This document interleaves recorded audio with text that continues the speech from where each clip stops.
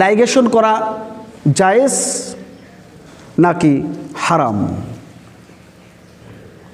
ইসলামের দৃষ্টিতে জন্ম নিয়ন্ত্রণ করা জায়েজ নাকি হারাম? মূল আলোচ্য বিষয় হলো লাইগেশন কি জায়েজ? আসুন আমরা একটু কোরআন হাদিস দিয়ে প্রমাণ করি। সম্মানিত সুধী, আমরা এমন মুসলমান যে কারণে আপনার আমার ঈমান চলে যেতে পারে সেদিকে আমরা লক্ষ্য করি না। আপনি সুন্দর একটি পরিবার এনেছেন বাড়িতে, রূপসী একটি পরিবার আপনি বাড়িতে এনেছেন, আপনার ডক্টর, আপনার পরিবারও ডক্টর, আপনার মানুষ সেবক, পরিবারও মানুষ সেবক, অতএব আপনি টিচার, আপনার বিবিও টিচার, অতএব আপনি মাতবর, আপনার বিবিও মহল্লার মাতবর, অতএব আপনি সাধারণ লোক, আপনার বিবিও সাধারণ লোক, অতএব আপনার বিবি দুর্বল, আপনিও দুর্বল।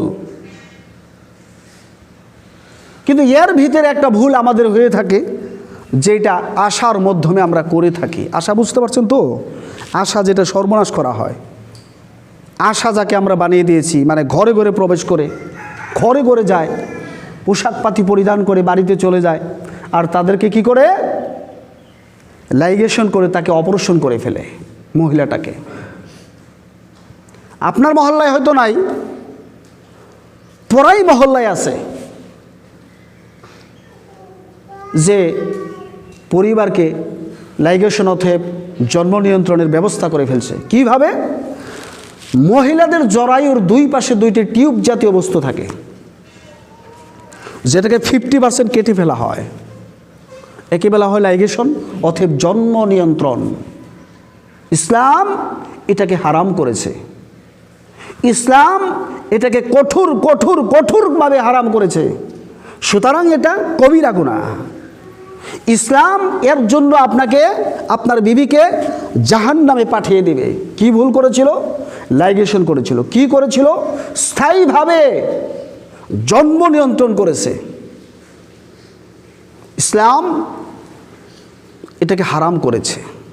কিন্তু আমাদের সমাজে বিভিন্ন জায়গায় আছে না নাই? আশা এসে খবর দিল, আশার সাথে পাঠিয়ে দিলেন, যাও তুমি লাইগেশন করে এসো, জন্ম নিয়ন্ত্রণের ব্যবস্থা করে আসো, তোমার দ্বারা যেন, তোমার তরফ থেকে, তোমার পক্ষ থেকে যেন আর কোনো দিন ছেলে মেয়ে জন্ম না নেয়। তো আপনি কি করলেন? আশার কাছে দিলে পাঠিয়ে দিলেন, আশা নিয়ে গেল, লাইগেশন করে দিল, জন্ম নিয়ন্ত্রণের ব্যবস্থা করে দিল।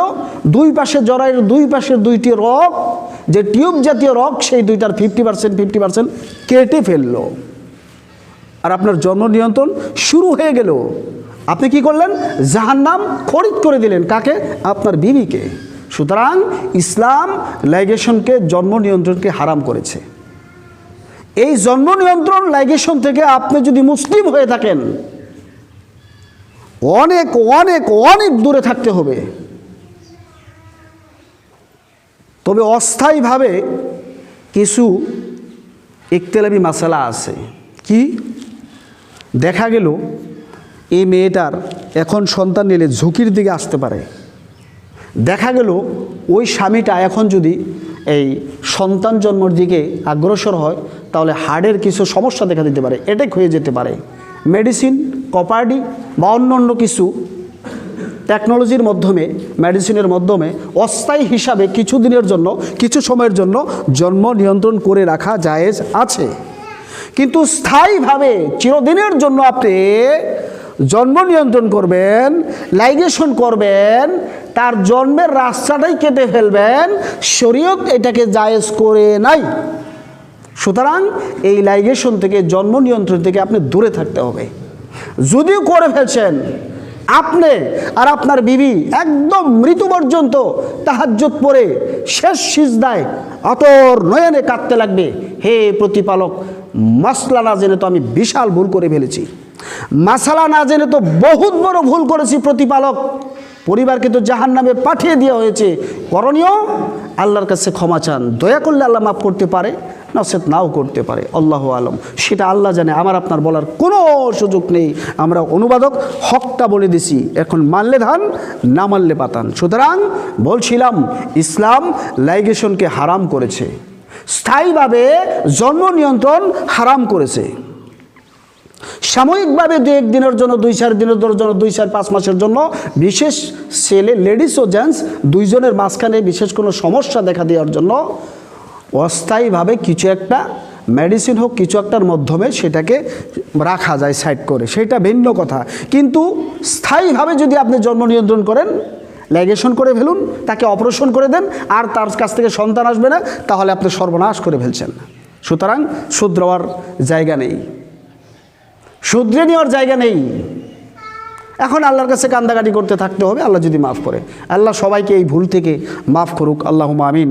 আমরাও আল্লাহর কাছে সবাই ক্ষমা চাই, আল্লাহ যেন এই ধরনের ভুল আর কাউকে না করায়। আপনাদের এখানে আসে না নাই জানি না আমি, তবে কোনো কোনো জায়গায় এই ধরনের কথাগুলো আমাদের কানে আওয়াজ আসে। ইমাম সাহেব এই বিষয়ে একটু খুতবা দেন, আমাদের মহল্লায় তো বহুত আছে এরকম। ওরে বাপ রে বাপ, কেমন মুসলমান তুমি, কেমন মুসলমান, মানে কেমন মুসলমান হইলাম যে এখন পর্যন্ত ইসলামে যেটাকে কঠোরভাবে হারাম করেছে এটাই বুঝলাম না, কি মুসলমান। আর আমি বলছি আমি মুসলমান। আল্লাহ বলছে তুমি তোমাকে মুসলিম বলো, অকাল ইন্নানি মিনাল মুসলিমিন, তুমি তোমাকে মুসলিম হিসাবে ঘোষণা দাও। মুসলিম ঘোষণা দিচ্ছি কিন্তু কাজ করছি কবিরা গুনার, তাই না? আল্লাহ সুবহানাহু ওয়া তাআলা আমাদের সবাইকে এই বড় বড় পাপ থেকে বেঁচে থাকার তৌফিক দান করুন, আল্লাহুম্মা।